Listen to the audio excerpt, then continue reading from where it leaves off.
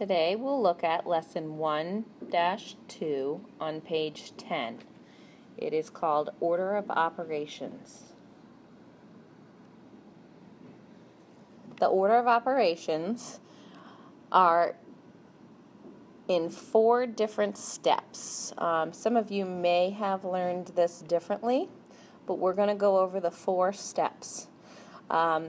If you've learned it as PEMDAS, or please excuse my dear Aunt Sally, the steps are still the same. They just don't have an acronym with it. So, step 1, if you are solving an algebraic expression, you want to evaluate the expressions inside the grouping symbols first. That would include parentheses.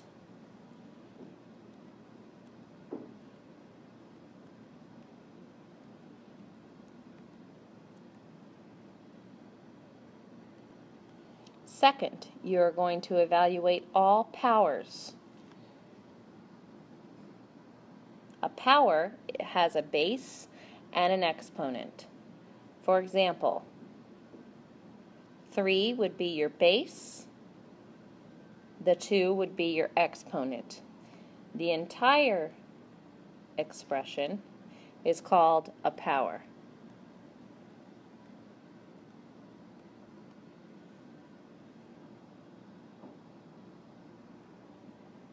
Third, you would multiply and or divide from left to right.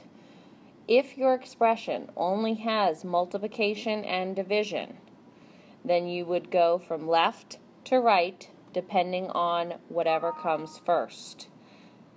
If the expression has more than multiplication and division, multiplication comes first, followed by division. The same would apply for the next step. This step says add and or subtract from left to right. So again, if it is just an addition and subtraction expression, you would go from left to right. If it's an expression with more than addition and subtraction, you would add first and then subtract. Now we're going to do several examples.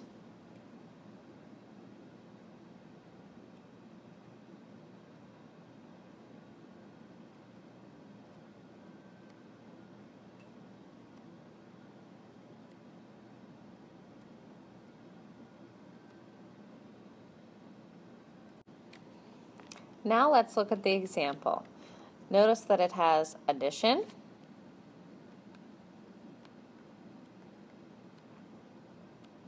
multiplication,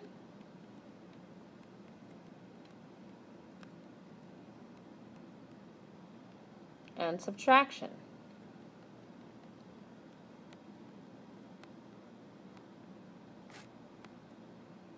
So, step 4, where it says add and subtract, go from left to right. Since multiplication is involved, you're going to be adding and then subtracting, okay? Not from left to right. But multiplication comes first before adding and subtracting, so you're going to need to multiply first. 42 times 2. Then I would rewrite what you have left. And this expression now has only addition and subtraction. So, normally you would go from left to right if it's addition and subtraction only. So we're going to go left to right here. 3 plus 84 minus 5.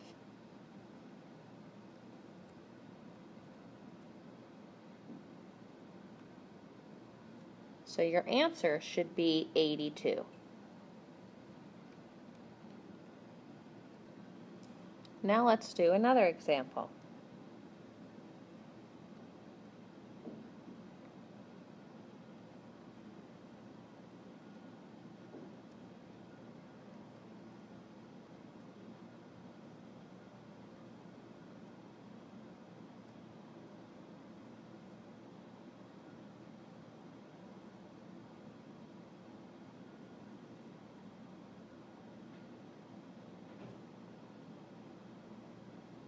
That is supposed to be a multiplication symbol. I was having a little issues writing this down.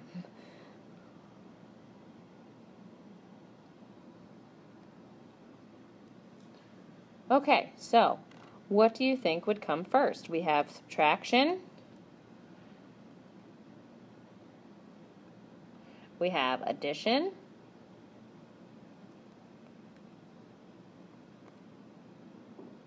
And we have multiplication.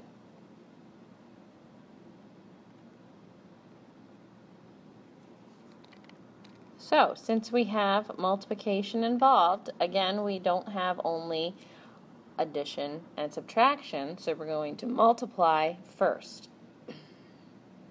7 times 11.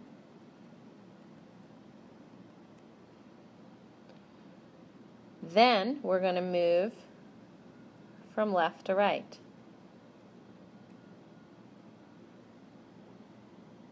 You know what? I just caught myself. We also have exponents. So, we are going to need to do the exponents before we do anything else. So this 8 squared is going to be 64.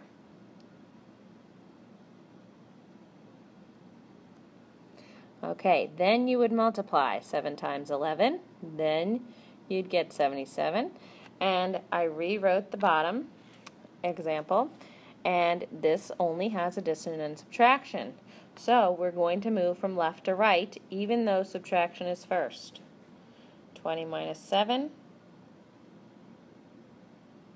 plus 64 minus 77. So you would get 77 minus 77, which equals 0.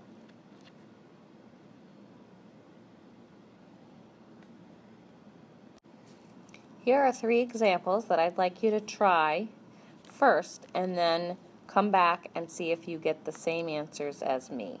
So for the first example, you would have parentheses or grouping symbols.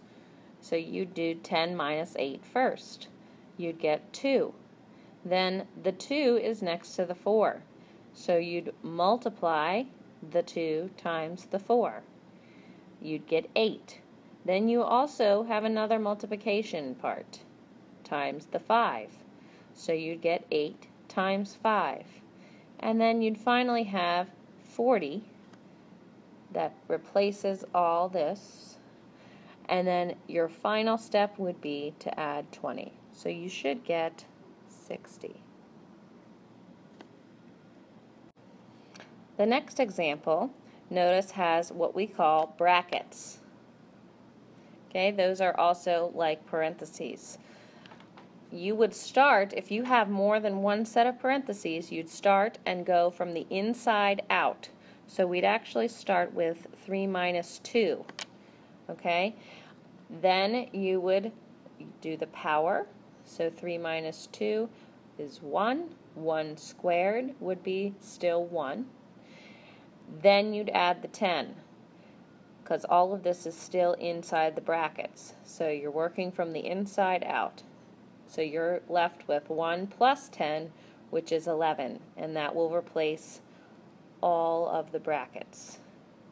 So you have 15 minus 11 now plus 6. 15 minus 11 plus 6 only has subtraction and addition, so you would go from left to right. 15 minus 11, which would be 4. 4 plus 6, which gives you 10 as your answer. The final example here on this page, notice it has a divisor symbol or dividing symbol in the middle, or a fraction symbol sometimes you would call it. That is separating the problem into 2 parts. So the first part is going to be your numerator, 4 plus 5 squared, and then the second part is your denominator,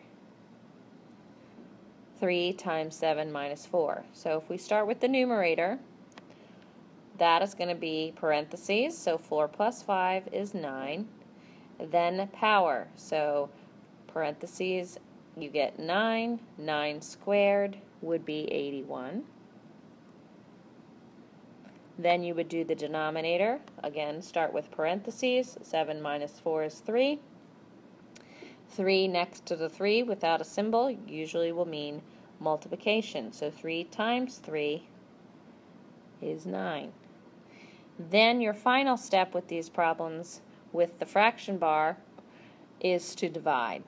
So you have 81 divided by 9, which gives you 9. The next example is very similar to the last three. The only issue is, or the only thing that you have to do differently is, you need to put or substitute the numbers for the letters before you can start doing the actual operations. So you have a squared, in parentheses 3b plus 5, divided by c, and they will give you a equals 2, b equals 6, c equals 4.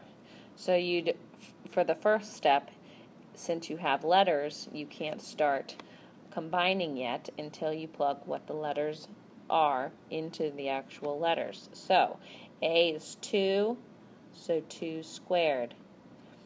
B is 6, so you have 3b, which means 3 times b. So when I plug in the 6, it's going to be 3 times 6,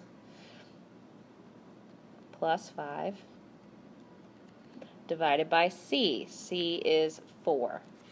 Once you have them all plugged in, then you can go through the order of operations. See if you can get the answer first before you listen to my explanation. Where would you start? Yes, with the parentheses. So you'd start with 3 times 6, because multiplication comes before addition in the parentheses. So you get 18, and then 18 plus 5, which is 23.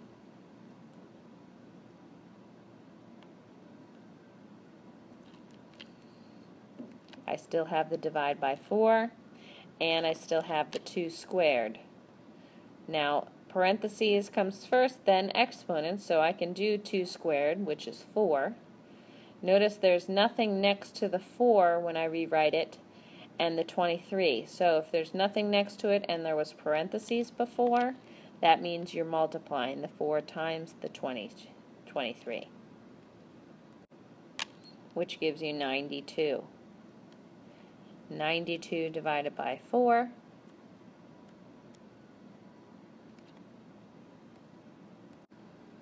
is 23,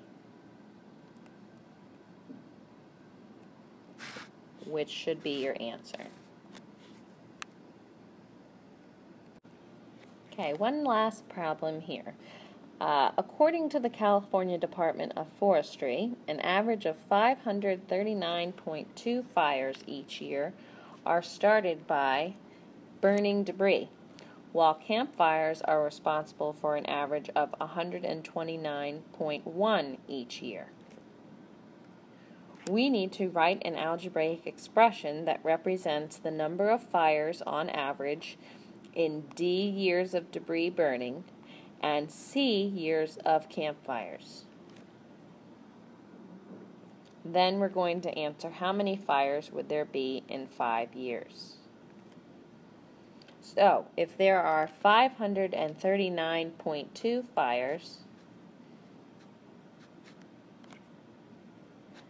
each year started by burning debris represents D, as stated, and there are 129.1 fires each year that are started by campfires, which represents C. If you are doing an expression that represents the total number of fires per year, you would need to do 539.2 D for the debris burning plus 129.1 C. Once you have that algebraic expression, if you wanted to find how many fires there would be in 5 years on average, you would just need to plug in 5 for both D and C. Since D and C both represent years, it's just one letter represents burning debris each year, and one letter represents campfires each year. So if I plugged in 5 for both D and C, then I would need to again follow order of operations. So multiplication and addition are involved in this expression. Multiplication comes before addition, so when I plug in 5 for D and multiply by 539.2, I should get 2696. And then if I put in 5 for C and multiply by 129.1, I should get 645.5. If I combine those to get the total amount of fires, I should get 3,341.5. Usually, if you think of this in a real-world setting, you do not have half a fire. So we would need to round, oops, this is supposed to be a 1. We would need to round this to be about 3,342.